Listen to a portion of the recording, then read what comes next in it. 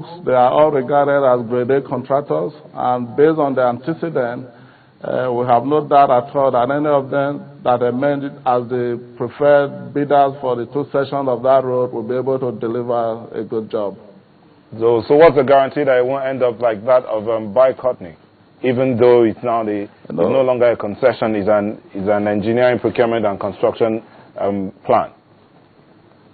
If why it will not end up like that is that in this very instance, the government is guaranteeing the funding, and that is the difference, unlike when the concessionaire was to raise funds and those funds were not forthcoming.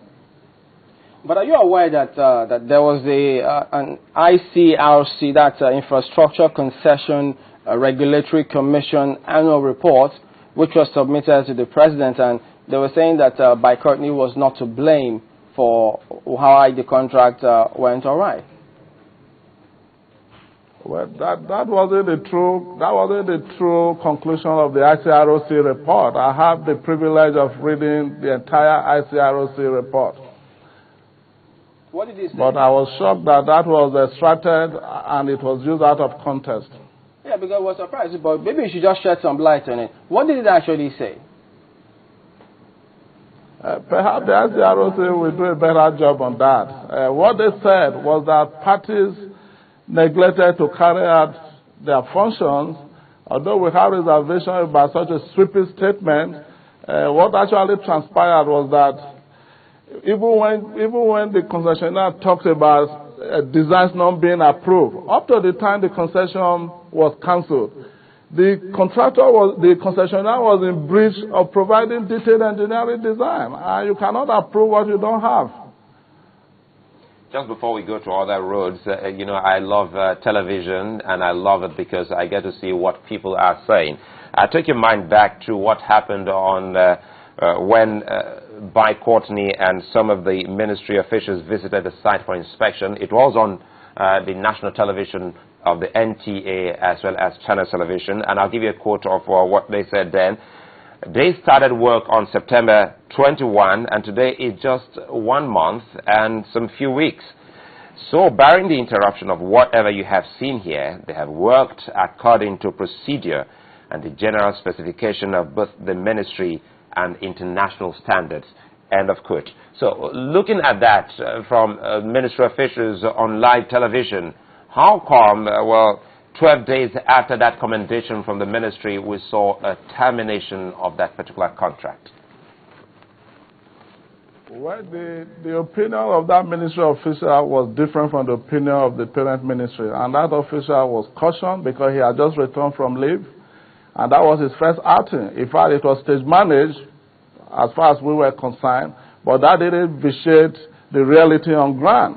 And for your information, the contractor you saw that was doing that, Broni Prono Nigeria Limited, is one of our major contractors. But even that operation they were carrying out at that time, it was not in our books because the concession agreement required the concessionaire to make available to the Federal Ministry of Works the EPC agreement with the contractor. As we speak, that never happened. In fact, there was no agreement. All that was hurriedly arranged to give a semblance that things were going on in a normal manner.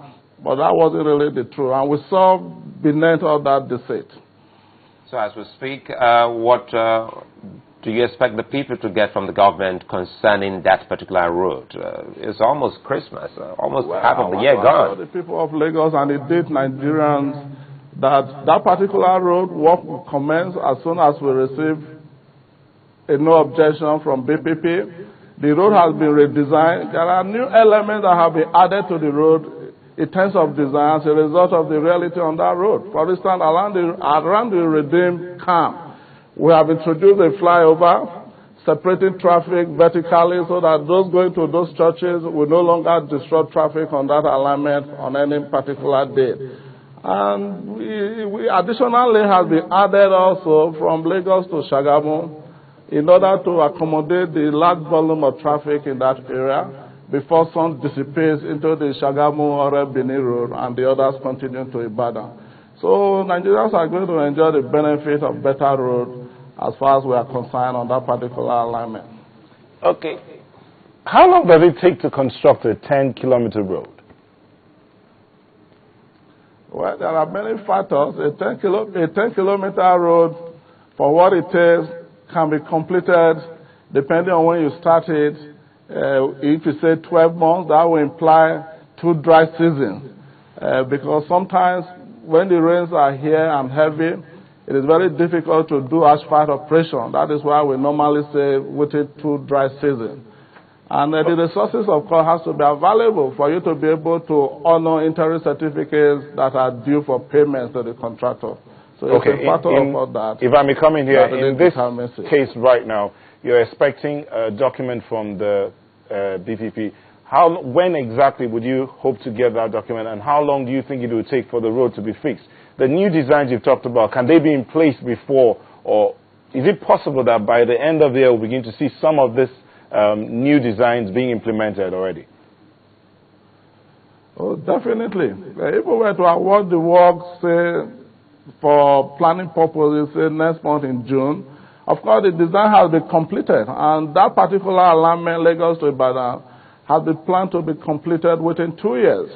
And there's no reason, the way we are procuring this particular project and how we want to fund it, there's no reason why that date will not be sacrosanct, that completion period, because we are going about it meticulously to ensure that we have all the funds needed to drive the road to completion right from commencement.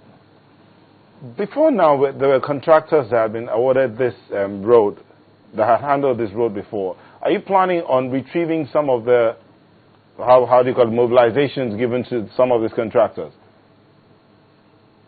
That road work have not been awarded on that road. We have not mobilized any contractor on that road up to this moment.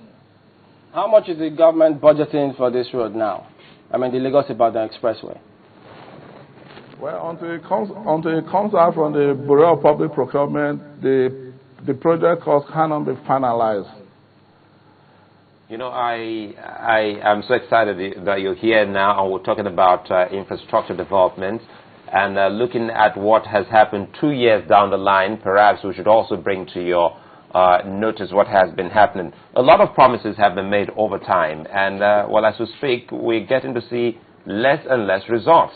I'll give you a case in point. In Benin City, perhaps you should know the Aduawa Road, the portion from the High Court area. That's a portion where we have the court, INEC office, before you go towards the place called Aduawa in Benin City. That particular portion has been done by FEMA almost 100 times, and as we speak, that place is still impassable when it does rain.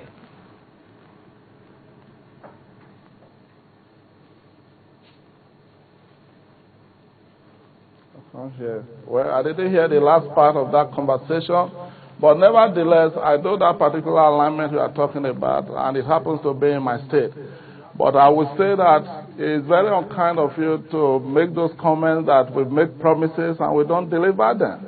There's no doubt that in the past, when we came in 2011, Nigerian roads were described as death traps. But because of the massive engagement we have had to make on most of the alignment nationwide, today I don't think any person in the right frame of mind can aptly describe Nigeria's road as death trap. So it is because of the progress we have made. The example you have made has to do with issue of erosion control and all that. And the Aduawa area, you needed to know how that particular alignment was, or those changes, how that change was many years ago, until the federal government, following the construction of the federal secretariat in Aduawa, had to raise the level on that road. Yes, there are still some erosion issues to tackle on that road, but definitely, that particular road is receiving attention because it's one of the roads where we flagged off is the dualization earlier this year. ROCC is dualizing that road from Ramat roundabout there through Aduawa all the way to Ehor, which is the fourth section of that road. And ROCC is already on site. So no doubt, I have no doubt at all in my mind that they are going to face any challenge on that road. But more importantly, the Benin Auchi alignment, which traverses through those challenges you just mentioned, was adequately maintained in the last quarter of last year. And many people, particularly who use that road, and indeed citizens of Edo State, have commended the ministry for the